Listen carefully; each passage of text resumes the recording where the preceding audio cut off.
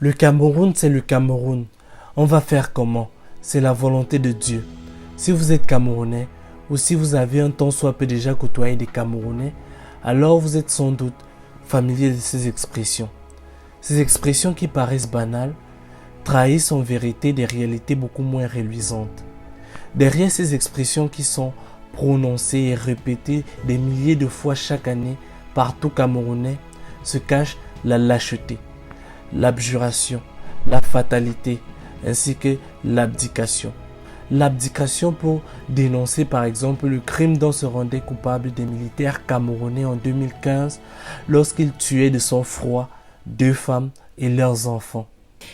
La vidéo est devenue virale au Cameroun. On y voit des hommes armés exécuter froidement des femmes et des enfants supposés complices du groupe djihadiste nigérian Boko Haram. Les bourreaux pourraient être des membres de l'armée camerounaise. On retrouve sur place Marcel Amoko pour France 24. La vidéo circule depuis le début de la semaine sur les réseaux sociaux d'une durée de 3 minutes. Elle montre des hommes armés arborant des tenues semblables à celles de certaines unités de l'armée camerounaise, torturer puis abattre à bout portant 2 femmes et 2 enfants, dont un bébé, présenté dans la vidéo comme étant des membres de la secte djihadiste Boko Haram. Des images insoutenables qui ont suscité l'indignation générale. Dans un communiqué, le réseau de défense des droits de l'homme en Afrique centrale, le REDAC, affirme avoir recoupé les informations contenues dans la vidéo et confirme son authenticité. L'abjuration pour condamner les abus de pouvoir conduisant à l'arrestation et à la détention arbitraire de certains opposants politiques, ainsi qu'à l'interdiction systématique de manifestations depuis les élections de 2018. Le samedi 26 janvier, le MRC a organisé des manifestations pour dénoncer le résultat de la dernière présidentielle qu'il qualifie de hold-up électoral et également la gestion de la crise anglophone. Ces manifestations interdites ont été réprimées par les forces de défense. Le président du mouvement pour la renaissance du Cameroun, Maurice Kamto, a été arrêté ce lundi 28 janvier 2019 à Douala avec 15 de ses militants.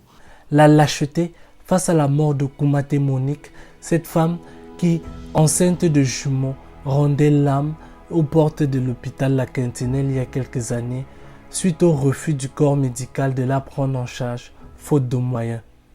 La famille de Koumaté Monique, 31 ans, accuse le personnel soignant de l'hôpital Lankitini d'avoir refusé de la prendre en charge et d'être responsable de sa mort. Des accusations rejetées par la direction de l'hôpital qui affirme que la patiente était morte à son arrivée. Version corroborée par le ministre de la Santé.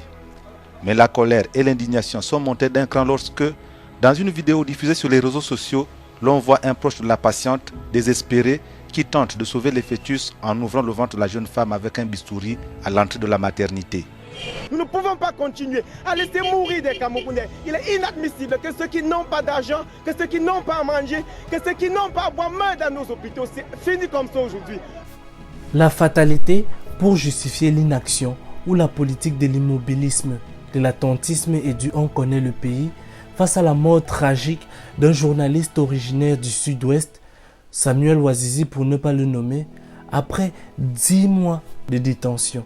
Tous ces crimes, aussi odieux qu'ils soient, ont en commun le fait de n'avoir pas suscité au Cameroun la moindre réaction, la moindre marche, le moindre hommage national ou encore la moindre réforme.